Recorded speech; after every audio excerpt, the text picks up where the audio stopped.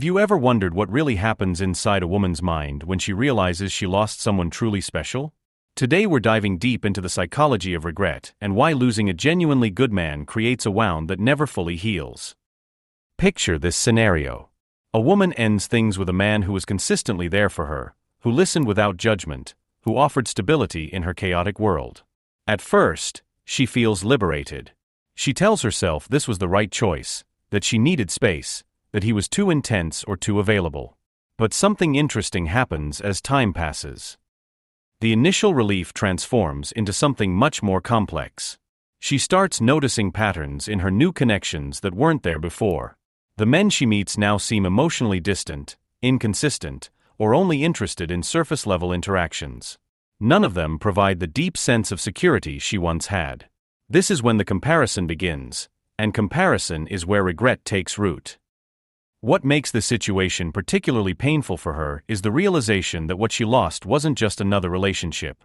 It was a rare type of connection that most people spend years searching for. She had someone who saw her completely, flaws and all, and chose to stay anyway. Someone who brought calm to her storms and asked for nothing extraordinary in return except basic respect and care.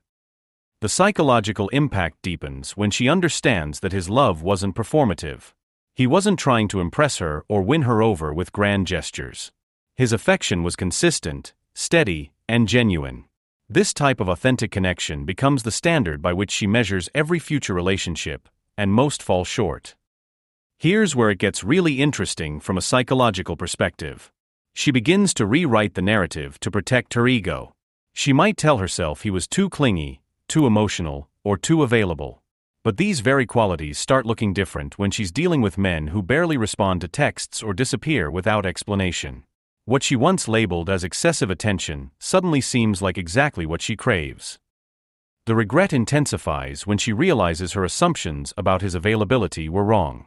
She thought he would always be there, ready to forgive and restart whenever she was ready.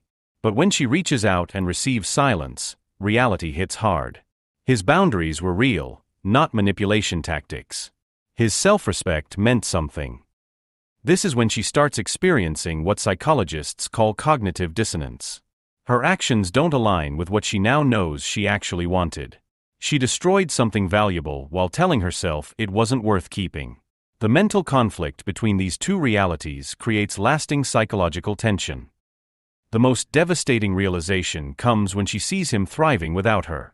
Her ego expected him to crumble, to chase, to prove his worth repeatedly. Instead, he rebuilt himself, found peace, and moved forward. This growth becomes undeniable proof that he was the stable foundation she didn't appreciate while she had it. She starts noticing traces of what she lost everywhere. A stranger's kindness reminds her of his patience. A friend's loyalty echoes his faithfulness. But these fragments never add up to the complete experience she once had. It's like trying to recreate a masterpiece with random paint strokes from different artists. The guilt visits her at unexpected moments. During happy times, quiet evenings, or right before sleep. Her mind replays conversations, remembers his voice saying her name with genuine affection, recalls how he made her feel understood when everyone else misunderstood. These memories don't fade because they represent something authentic in a world full of superficial connections. What she discovers is that his absence became her teacher. It forced her to confront who she really was beneath the confident exterior. She had to face the uncomfortable truth that she was capable of destroying something beautiful simply because she was afraid of its depth. Fear of vulnerability cost her everything she actually needed. The pattern becomes clear over time. She keeps attracting emotionally unavailable men, perhaps as some form of unconscious karma. She finally experiences the confusion and uncertainty she once put him through. The constant questioning of where she stands, the mixed signals, the emotional inconsistency. It's a mirror reflecting her own past behavior.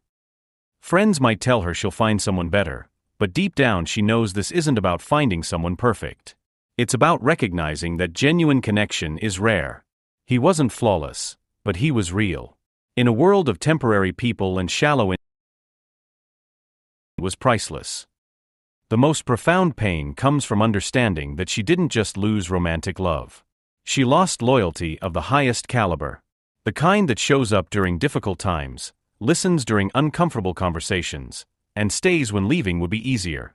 Once you've experienced this level of devotion, everything else feels insufficient. Eventually, she might attempt to reconnect, sending a casual message or sharing a memory. But this isn't about wanting him back. It's about testing whether the door remains open, whether she still has access to that safety she once knew.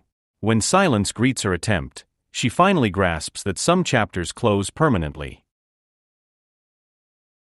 Her awareness.